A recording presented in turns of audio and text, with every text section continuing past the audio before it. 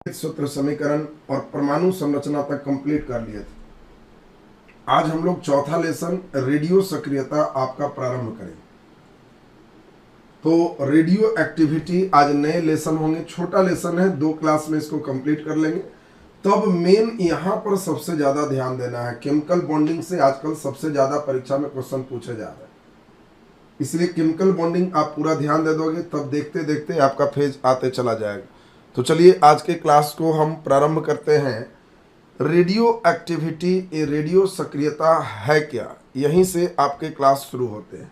ध्यान दीजिए,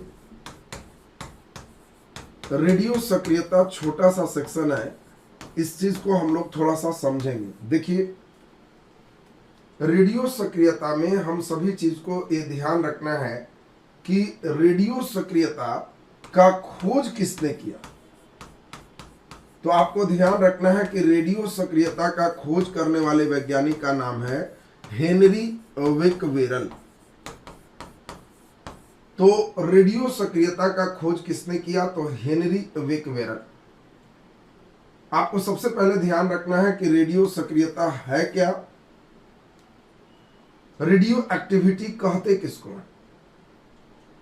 तो आपको ये बात ध्यान रखनी है कि रेडियो सक्रियता का मतलब है, हेनरी विकवेरल ने एक बार एक ऐसा पदार्थ रखा, जो ड्रॉअर में पदार्थ रखा तो निचले ड्रॉअर में उसका एक्सरे प्लेट खराब हो गई। तो हेनरी विकवेरल ये समझ गए कि ईश्वर ने कुछ ऐसे पदार्थ दिए हैं जो अदृश्य किरणों का त्याग करते हैं, और जो पदार्थ अदृश्य किरणों का त्याग करते हैं वैसे पदार्थ को रेडियो सक्रिय पदार्थ कहा गया, और इस घटना को ही रेडियो सक्रियता कहा गया। यानी रेडियो सक्रियता एक घटना है। कैसी घटना, जिसमें पदार्थ अदृश्य किरणों का त्याग करता है, उसको इंसानी आंखें नहीं देख सकता। इसी क्रम में आप सभी लोग जानते हैं एक पदार्थ है रेडियम। रेडियम एक रेडियो सक्रिय पदार्थ है जिसका खोज आप जानते हो मैडम क्यूरी ने किया। रेडियम आप लोग देखे होंगे रात में चमकने वाला पदार्थ, तो उसमें तो आप दृश्य लाइट देख पाते हो, लेकिन जो रेडियो एक्टिव एलिमेंट होते हैं वो लोगों में दिखाई भी आपको नहीं देगा कि क्या हो रहा है, नहीं हो रहा है, और उसमें अपने आप अदृश्य किरण निकलते रहते हैं। ये हेनरी विकवेरल ने ऐसा खोज किया। धीरे धीरे एक देखा गया कि कैसे पदार्थ रेडियो सक्रिय पदार्थ होते हैं। तो प्रायः ये देखा गया कि जिसमें भी N/P रेशियो ग्रेटर देन 1 होता है वह रेडियो सक्रियता का प्रदर्शन करता है। जिसमें N/P रेशियो ग्रेटर देन 1 नहीं होगा वो हमारा रेडियो सक्रियता का प्रदर्शन नहीं करेगा। तो अब N/P रेशियो क्या है, जैसे हम कहें कार्बन 612, तो आपको अपने से समझना है कि इसमें न्यूट्रॉन की संख्या 12 में से 6 गया तो 6 बटे इसमें प्रोटॉन की संख्या भी 6, दोनों कट के 1 आ गए। अगर दोनों कट के 1 हो गया तो इसका मतलब हम लोग समझेंगे कि N/P रेशियो 1 के बराबर है, और जिसमें भी N/P रेशियो 1 से बड़ा नहीं होगा तो वह रेडियो एक्टिविटी शो नहीं करेगा। इसीलिए कार्बन 612 रेडियो सक्रियता का प्रदर्शन नहीं करता है। लेकिन अगर इसी को हम लिख दें कार्बन 614, तो आपको समझना है कि इसमें नाइट्रोजन का संख्या 14 में से 6 गया तो 8 होगा, बटे प्रोटॉन की संख्या 6 है, 8 में 6 से भाग देंगे तो 1 पॉइंट कुछ भी होगा, तो यह 1 से ज्यादा हो। और अगर इसका वैल्यू 1 से ज्यादा होगा तो कार्बन 614 में रेडियो सक्रियता के प्रदर्शन का गुण पाया जाएगा। तो आपको ये क्वेश्चन रह सकता है कि रेडियो सक्रिय पदार्थ में न्यूट्रॉन और प्रोटॉन का अनुपात होता है 1 के बराबर, 1 से कम, 1 से ज्यादा, तो ध्यान रखेंगे 1 से ज्यादा होता है। तो हम लोग क्या देखे यहां तक, प्रकृति में कुछ ऐसे पदार्थ पाए जाते हैं जो अदृश्य किरणों का त्याग करते हैं, और वैसे पदार्थ को हम लोग रेडियो सक्रिय पदार्थ कहते हैं, और इस घटना को हम लोग रेडियो सक्रियता कहते हैं। रेडियो सक्रियता का खोज किसने किया? तो हेनरी बेक्वेरेल ने किया। कई पदार्थ में एक पदार्थ रेडियम का केवल खोज आपसे पूछा जाता है कि रेडियम का खोज किसने किया? तो मैडम क्यूरी। मैडम क्यूरी का नाम हमने इसीलिए लिया क्योंकि एकमात्र यह महिला है जो फिजिक्स और केमिस्ट्री दोनों क्षेत्र में नोबेल पुरस्कार प्राप्त की। मैडम क्यूरी को फिजिक्स के क्षेत्र में भी नोबेल मिला और केमिस्ट्री के क्षेत्र में भी नोबेल मिला। तो ये एकमात्र महिला है, ऐसी महिला कोई नहीं हुई, इसीलिए यहाँ पे इसका हम विशेष नाम ले लिए। और N/P रेशियो ग्रेटर देन 1 होता है रेडियो सक्रिय तत्वों। अब यहाँ पे हम लोगों को ध्यान देना है, हेनरी बेक्वेरेल के अंदर दिमाग में मन में एक बात आई कि जो रेडियो सक्रिय पदार्थ होते हैं वो कैसे किरण का त्याग करते हैं। उसने एक रेडियो सक्रिय पदार्थ को रखा और उसके अंदर जो विचार आया कि रेडियो सक्रिय पदार्थ से किस प्रकार के तत्व किरण निकलते हैं, धन आवेशित, ऋण आवेशित या किसी प्रकार का नहीं। तो इसके लिए उसने क्या किया, प्लेट लेकर के एक प्लेट को धन आवेशित कर दी कि अगर इससे ऋण आवेशित गुण का निकलेगा तो इधर चला है। दूसरे प्लेट को इसने ऋण आवेशित कर दिया कि अगर धन निकलेगा तो यहां चला है, और तीसरे प्लेट को उसने छोड़ दिया। तो उसने पाया कि इसका तीनों प्लेट यहां से खराब हो गया, यह भी प्लेट खराब हो गया, यह भी प्लेट खराब हो गया और यह भी प्लेट खराब हो। तो जब इसका तीनों प्लेट खराब हो गया तो समझते देर नहीं लगी कि रेडियो सक्रिय पदार्थ से 3 प्रकार के किरण निकलते हैं। जो इसके ऋणात्मक प्लेट को खराब किया, अवश्य इसमें धन आवेश था और इसी का नाम अल्फा दिया गया। जो इसके धनात्मक प्लेट को खराब किया, इसी का नाम बीटा दिया गया। और जो सीधे चला गया, इसका नाम गामा दिया गया। और यह बताया गया कि रेडियो सक्रिय पदार्थ से 3 प्रकार की किरण निकलते हैं, अल्फा, बीटा और गामा। और क्वेश्चन बेसिक स्तर पे आपको यहीं पे रहेगा, अल्फा, बीटा और गामा, इन तीनों के गुण से आपको मेन प्रश्न रहेगा। पहले गुण आप देख लेंगे और तब इससे क्या क्वेश्चन रहता है इसको हम लोग देखेंगे। अल्फा, बीटा और गामा, इन तीनों के गुण की चर्चा यहां पर चलेगी। तीनों को बढ़िया से सुने। सबसे पहला इसमें है कि इन तीनों में आवेश क्या होता है। उसके बाद हम लोग चलेंगे इन तीनों का द्रव्यमान क्या होता है। फिर हम लोग इसमें चलेंगे कि इन तीनों में वेग क्या होता है। फिर हम लोग इसमें चलेंगे कि इन तीनों का विचलन कैसा होता है। तब इसमें हम लोग चलेंगे कि इन तीनों का आयन बनाने की क्षमता, आयनन क्षमता क्या होता है, आयनाइजेशन पावर इसको कहते। और अगला नंबर है पेनिट्रेशन पावर, जिसको हम लोग वेधन क्षमता कहते हैं। एक पेनिट्रेशन पावर है। तो इतने स्टेप आपको सबसे पहले एकदम दिमाग में सेट करना है। तो सबसे पहले ध्यान दें, अल्फा पर 2 इकाई धन आवेश होता है।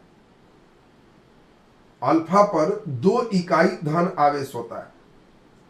बीटा पर इकाई ऋण आवेश होता है।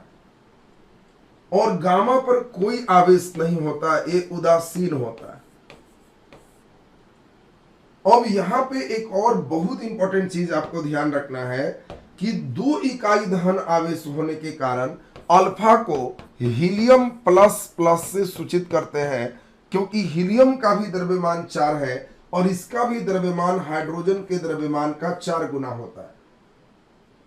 तो एक बहुत इंपॉर्टेंट क्वेश्चन है जो अक्सर भेंट हो जाएगा, प्रोटॉन को हाइड्रोजन प्लस कहते और अल्फा को हीलियम प्लस प्लस कहते। ये दोनों बात एकदम दिमाग में बैठा लीजिए।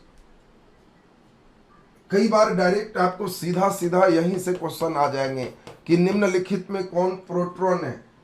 तो हाइड्रोजन प्लस ही प्रोटॉन। और निम्नलिखित में कौन अल्फा है? तो हीलियम प्लस प्लस ही अल्फा है।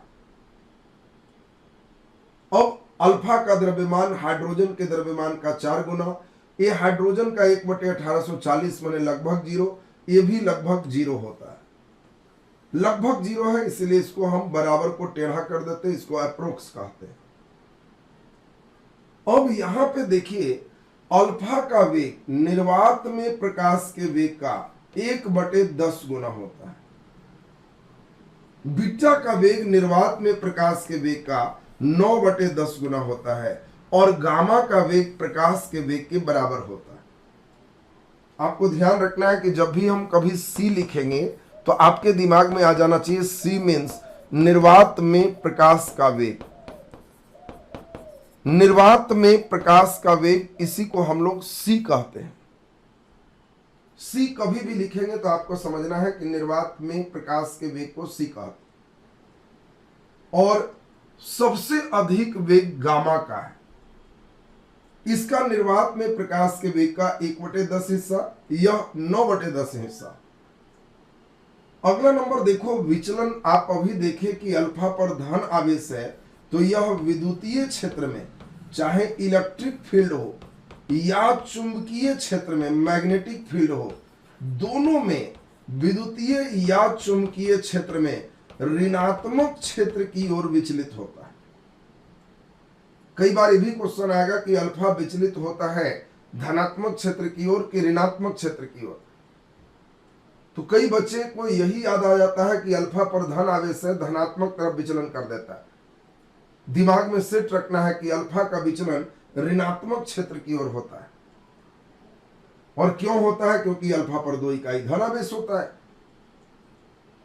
अगला बीटा का विचलन विद्युतीय या चुंबकीय क्षेत्र में धनात्मक क्षेत्र की ओर होता है। यह भी क्वेश्चन पूछ सकता है आपको कि अल्फा विचलित होता है विद्युतीय क्षेत्र में, चुंबकीय क्षेत्र में, दोनों क्षेत्र में, किसी में नहीं।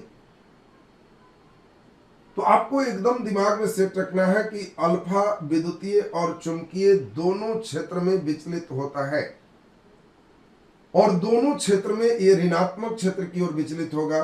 विद्युतीय में ऋणात्मक तो प्लस माइनस होता ही है। चुंबकीय में ऋणात्मक को हम लोग साउथ कहते हैं। चुंबक में नॉर्थ को धन और साउथ को ऋण माना जाता है। तो यहां भी आपको ध्यान रखना है कि यह विद्युतीय और चुंबकीय क्षेत्र में धनात्मक क्षेत्र की ओर विचलित होता है और यह विद्युतीय और चुंबकीय क्षेत्र में विचलित नहीं होता है। आपको कभी भी पूछेगा कि बताओ गामा किस क्षेत्र की ओर विचलित होता है, धनात्मक कि ऋणात्मक कि कहीं नहीं, तो आंसर विचलित नहीं होता है। प्लस या माइनस को ही हम लोग आयन कहते हैं। तो जिसमें सबसे ज्यादा आवेश होगा इसका आयनन क्षमता सबसे अधिक होगा, सबसे अधिक होगा। जिसमें कोई आवेश नहीं होगा उसका आयनन क्षमता सबसे कम होगा और इसका आयनन क्षमता अल्फा के तुलना में कम होगा। तो अल्फा से कम उसका 1/100 गुना ऐसे होता है, यानी अल्फा के आयनन क्षमता का 1/100 टाइम्स। अगला नंबर एक है पेनिट्रेशन पावर, जिसको हम लोग वेधन क्षमता कहते हैं। तो छेद करने की क्षमता ये सबसे ज्यादा गामा में होता है, यह सबसे अधिक होता है। यानी गामा एक मोटे शीट को भी छेद कर सकता है। छेद करने को हम लोग वेधन कहते हैं। और अल्फा में वेधन क्षमता सबसे कम होता है।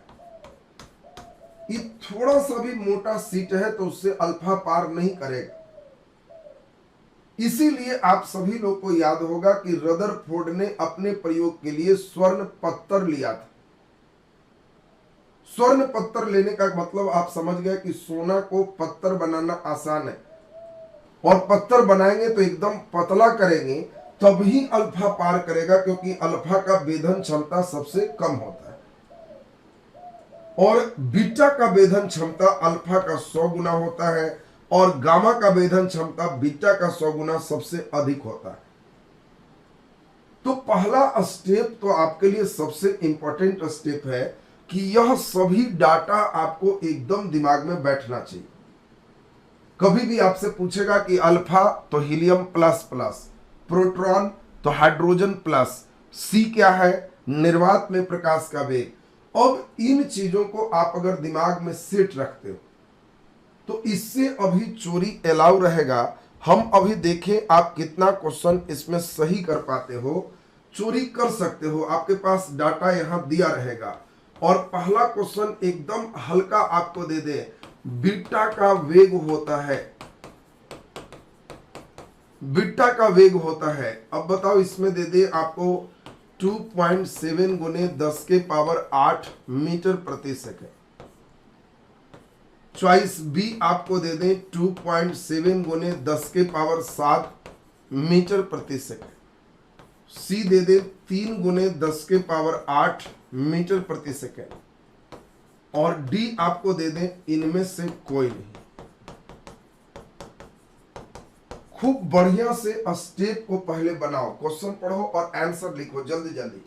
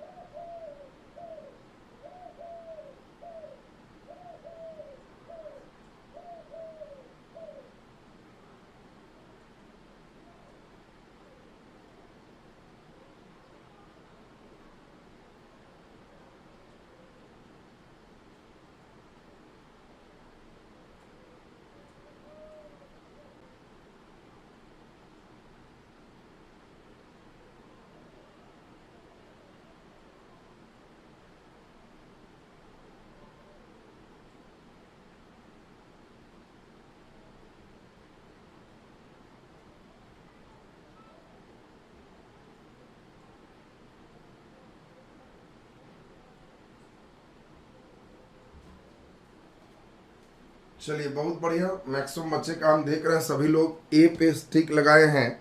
मैक्सिमम बच्चे ए पे टिक लगाए हैं, वेरी गुड, बहुत सुंदर। हम लोगों को ध्यान रखना है कि देखो कभी कभी लड़के के अंदर आदत क्या होती, आदत सबके अंदर होती है कि 3 गुने 10 के पावर 8 इतना खराब बीमारी है कि जो बच्चे ठीक से नहीं पढ़ते इसको मार ही के आता है। लेकिन यह निर्वात में प्रकाश का वेग है, 3 गुने 10 के पावर 8, ये निर्वात में प्रकाश का वेग। और हम लोग यही चीज देखे कि इसमें बीटा का वेग प्रकाश के वेग का 9/10 गुना होता है। 9 गुना 3 27 बटे 10 गुने 10 के पावर 8, 2.7 गुने 10 के पावर 8, बिल्कुल सही जवाब, बहुत सुंदर। देखो एकदम सही जवाब आप सभी लोग का, 100% बच्चे लगभग सही किए।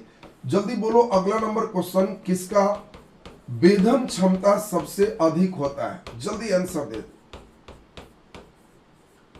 किसका वेधन क्षमता सबसे अधिक होता है? जल्दी आंसर दीजिए। वेरी गुड, वेधन क्षमता का मतलब हम लोग समझ गए कि गामा का वेधन क्षमता सबसे ज्यादा होता है, बहुत सुंदर। जल्दी बोलो किसका आयनन क्षमता सबसे अधिक होता है? आयनन क्षमता सबसे अधिक होता है, जल्दी आंसर। वेरी गुड, आयन मतलब प्लस माइनस बनाने की क्षमता, और प्लस माइनस बनाने की क्षमता अल्फा में सबसे ज्यादा होता है, बहुत सुंदर। जल्दी बोलो सबसे भारी कण कौन है? अल्फा, बीटा, गामा सभी समान। सबसे भारी कण कौन है? अल्फा की, बीटा की, गामा की, सभी समान। बिल्कुल सही जवाब। हम लोग सब अभी देखें कि अल्फा का द्रव्यमान हाइड्रोजन के द्रव्यमान का 4 गुना होता है, और सबसे भारी कण कौन है? अल्फा है, बिल्कुल सही जवाब। अगला नंबर जल्दी आपको क्वेश्चन दे दें कि which of the following is electromagnetic wave? विद्युत चुंबकीय तरंग कौन है?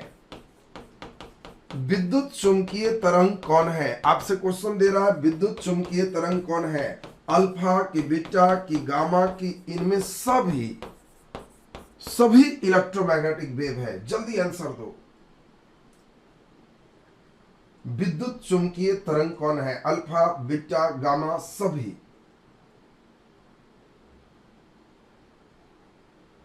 ऑल, सभी। डी आंसर सभी कर रहा है। वेरी गुड, बहुत ही बढ़िया। सभी बच्चे सभी सभी सभी, ए और बी, अल्फा।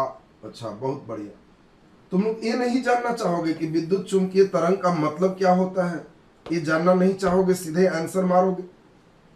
विद्युत चुंबकीय तरंग का मतलब होता है वैसा तरंग जिसका वेग निर्वात में प्रकाश के वेग के बराबर होता है। जिसका भी वेग प्रकाश के वेग के बराबर होता है उसी को विद्युत चुंबकीय तरंग कहते हैं। और इसीलिए सभी बच्चे का क्लियर हो गया होगा कि प्रकाश का वेग, अभी भी देखो नालायक बेटा लिख रहा है, मूर्ख, हमने बता दिया कि जिसका वेग प्रकाश के वेग के बराबर होता है सिर्फ वही विद्युत चुंबकीय तरंग है। तो प्रकाश के वेग के बराबर सिर्फ और सिर्फ गामा का वेग है, और इसीलिए सही आंसर गामा है। कई बार लड़के अल्फा, बीटा, गामा तीनों इतना बढ़िया से एक साथ पढ़े रहते हैं कि परीक्षा में बेचारे से पूछता है कि कौन है, तो ये तीनों के देख के मुस्कुराते हैं कि बड़ा आसान क्वेश्चन है, तीनों दिया है तो मारो सभी होगा, इसमें चक्कर क्या है? लेकिन चक्कर है कि तीनों नहीं होगा। इसमें सिर्फ गामा है जिसका वेग निर्वात में प्रकाश के वेग के बराबर है, और इसीलिए सही आंसर सिर्फ गामा होगा। अब इसमें मेन हम लोग को अभी चलना है रेडियो सक्रिय विखंडन के लिए कुछ नियम, और उस रेडियो सक्रिय विखंडन का नियम आप सभी लोग अभी देखेंगे, जिस नियम को दिया रदरफोर्ड और एक वैज्ञानिक हैं सोड्डी। रदरफोर्ड और सोड्डी के नियम की बात करें। रदरफोर्ड और सोड्डी एक वैज्ञानिक का नाम है। इन्होंने रेडियो सक्रिय विखंडन के लिए नियम दी। इनका मानना है कि अगर कोई रेडियो सक्रिय पदार्थ, मान लो XZA है, ये सब बच्चे समझ रहे हो कि Z परमाणु संख्या है और A उसका द्रव्यमान संख्या। रदरफोर्ड और सोड्डी ने कहा कि अगर इससे एक अल्फा निकल जाए, मान लो XZA दे, अगर इससे एक बीटा निकल जाए, अगर आपको XZA दे और इससे अगर एक गामा निकल जाए। नियम पर बहुत बढ़िया से एकदम ध्यान दीजिए। तो इनका कहना है कि रेडियो सक्रिय पदार्थ से अगर एक अल्फा निकलेगा तो ये पदार्थ चेंज हो जाएगा और इसके क्रमांक में 2 का और द्रव्यमान में 4 की कमी हो जाएगी। अगर रेडियो सक्रिय पदार्थ से एक बीटा निकलेगा तो द्रव्यमान में कोई चेंज नहीं होगा, लेकिन क्रमांक 1 बढ़ जाएगा। और अगर रेडियो सक्रिय पदार्थ से गामा निकलेगा तो इसमें क्रमांक और द्रव्यमान में कोई परिवर्तन नहीं हो। जिसका भी रोल नंबर बदल जाए, जेड जैसे ही बदल जाए, तो तुम समझना कि ये पदार्थ बदल गया है, इसीलिए इसको X से Y करेंगे। रोल नंबर बदलेगा तो पदार्थ बदल गया, रोल नंबर वही है तो पदार्थ वही है। फिर से समझाएं, बहुत हल्का है, हम तुमको एकदम एक सिंपल एग्जांपल से समझाएं, सब समझ जाओगे। सी फॉर क्लास, एक क्लासरूम है। क्लासरूम में 100 बच्चा बैठा हुआ है और सब बच्चे का वजन जब हमने जोड़ा तो देखा कि लगभग 4200 किलो पूरे क्लास का वजन। और इसमें हम एक बच्चे को कहे कि गेट आउट, ये बच्चा मोहन है, मोहन के कहे क्लास से बाहर जाओ, यह बच्चा 40 किलो का बच्चा है। अब हम कहें कि बोलो इस क्लासरूम में नीचे क्या लिखोगे, तो तुम कहोगे कि सर समझ गए, एक बच्चा को आपने भगा दिया, माइनस मीन्स भगा दिया। 100 लड़का था तो नीचे एक लड़का भगाए हैं तो नीचे एक घटा देंगे, 99 बच्चा बचेगा। और ऊपर क्या करोगे, तो सर ऊपर कुल लड़का मिला के 4200 किलो था, उसमें ये 40 किलो वाला के भगाए हैं तो ऊपर 40 किलो घट जाएगा। यानी अगर किसी लड़के का वजन 40 है तो वजन में 40 घटा लोगे। सेम यही चीज आपको हम अभी समझाने जा रहे हैं, सेम यही चीज समझाने जा रहे हैं कि अगर क्लास के जगह X है ये रोल नंबर कुल बच्चे की संख्या है, इसका कुल वजन यहाँ है। और इसमें अगर हम एक अल्फा कहते हैं गेट आउट, भागो, तो अल्फा पर अभी आपको सिखाए कि 2 प्लस होता है, प्लस प्लस 2 इकाई धन आवेश होता है। तो जैसे ही 2 इकाई धन आवेश होगा तो ये नीचे 2 घटा देगा।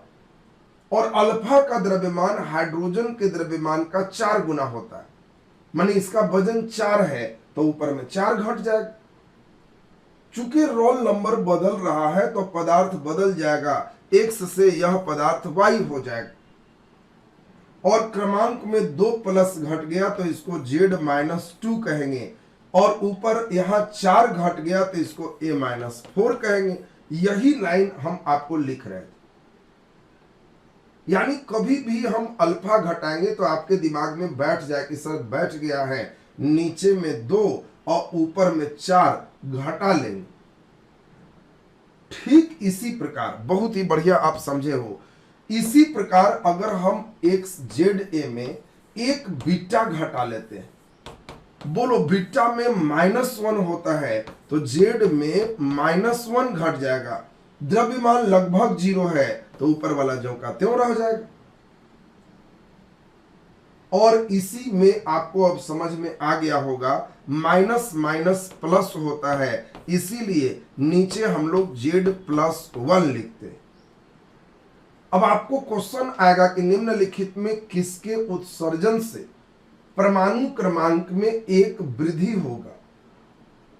तो आप समझ लोगे कि वो बीटा निकालेंगे तो परमाणु क्रमांक में एक वृद्धि होगा, अल्फा निकालेंगे तो परमाणु क्रमांक में 2 कमी होगा, बीटा निकालेंगे द्रव्यमान में कोई चेंज नहीं होगा, अल्फा निकालेंगे तो द्रव्यमान में 4 की कमी होगी।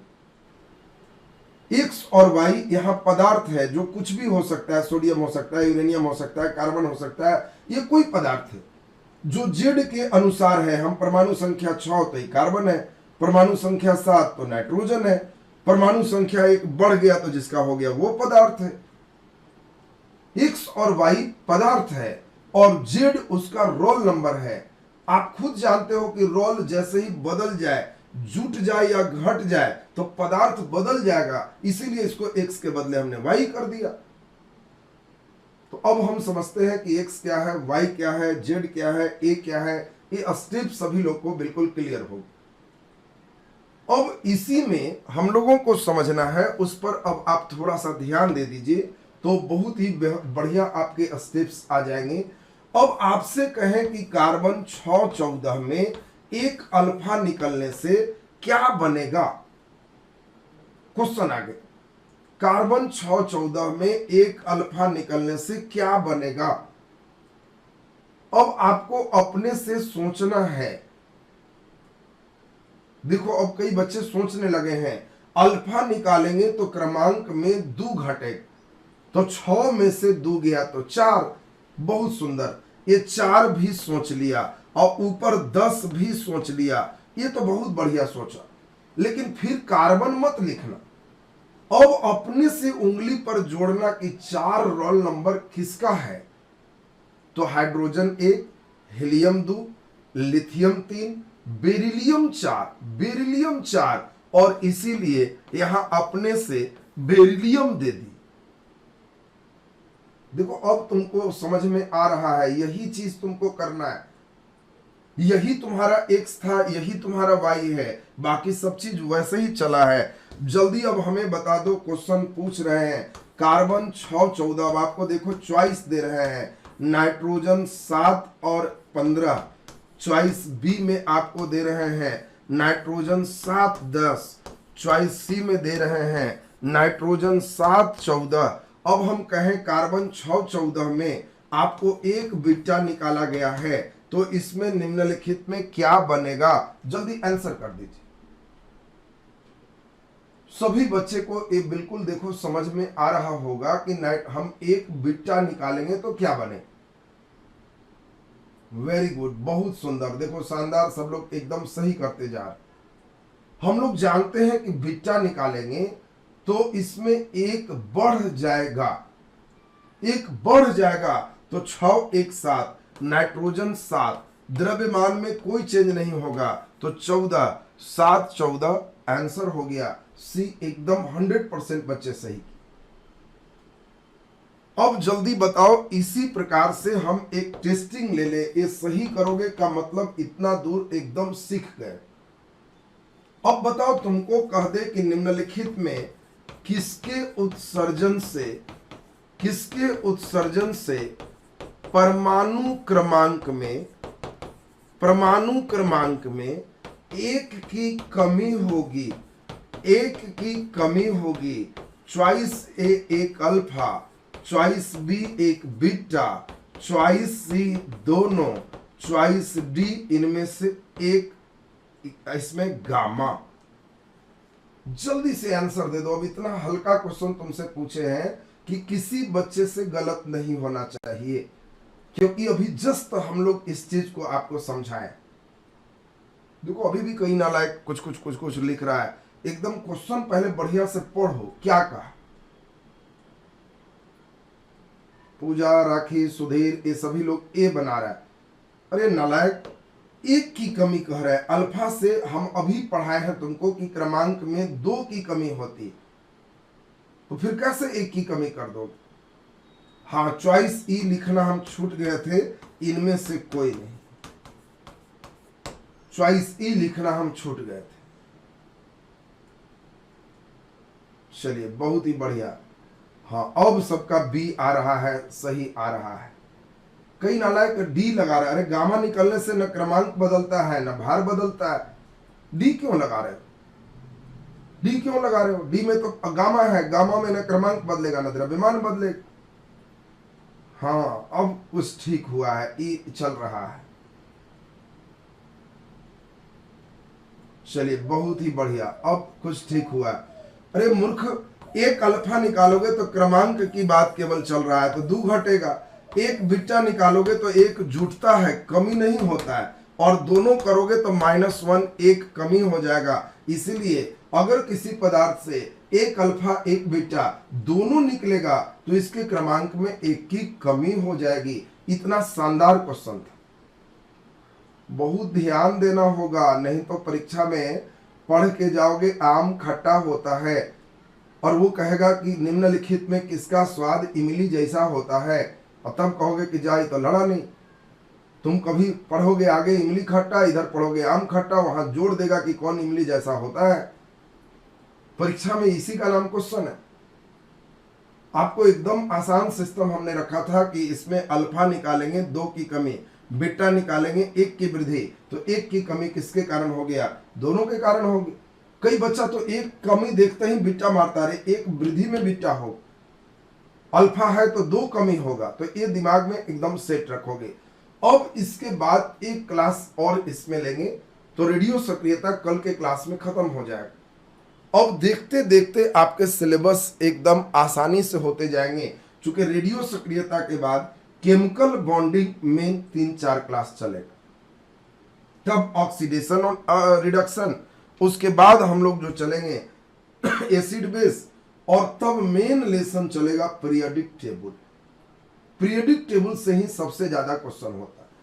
साइंस बुक में तो हमने आपको बताया ही है कि बुक ऑलरेडी रेडी है, लेकिन लॉकडाउन दिल्ली की स्थिति के कारण वो प्रेस में ही फंसा हुआ है। दिल्ली कंप्लीट लॉक है, और इसीलिए अभी दिल्ली तब जब तक लॉकडाउन नहीं सुनो कि खत्म हुआ तब तक साइंस बुक इसमें अभी मार्केट में नहीं आ पाएगा। लॉकडाउन खत्म होगा तब जाकर के आ पाएगा, तो अब तो इस महीने में संभावना नहीं ही है। अगले महीने में देखिए वो भी क्या लॉकडाउन की स्थिति बनती है, उसी के अनुसार अवेलेबल हो पाएगा। लेकिन अभी कोई बात नहीं, आप आराम से अभी पढ़ते जाओ, सीखते जाओ। थोड़ा बहुत भूल लोगे उसी समय किताब की जरूरत पड़ेगी, फिर एक बार बढ़िया से सब पढ़ लोगे, एकदम सब सही हो जाएगा। लास्ट होते होते तक अगर किताब नहीं आएगा तो आप लोगों को जो बुक का PDF है वही सीधा हम ऐप में प्रोवाइड कर देंगे, जिसपे आप पढ़ करके उसको सही कर लो। बिल्कुल दिल्ली की स्थिति बहुत गड़बड़ है, बहुत खराब है। अभी तो भारत में ही गड़बड़ है, दिल्ली क्या कोई गांव अब धीरे धीरे सुरक्षित नहीं रह रहा। अभी मेन साइंस बुक आएंगे जिसमें फिजिक्स, केमिस्ट्री, बायोलॉजी तीनों आएंगे। संभावना वही लग रहा, पूरा मई लॉकडाउन का ही संभावना लगी रहा। अभी स्थिति बद से बदतर होते जा रही। हो सकता है बिहार में आज अनाउंस भी हो जाए, इसलिए आज यहाँ पे भी बंदी का अनाउंसमेंट हो सकता है। PDF हम देख लेते हैं, 10 दिन और वेट करके, अगर नहीं रहेगा तो हम प्रोवाइड कर देंगे। चलिए तो नेक्स्ट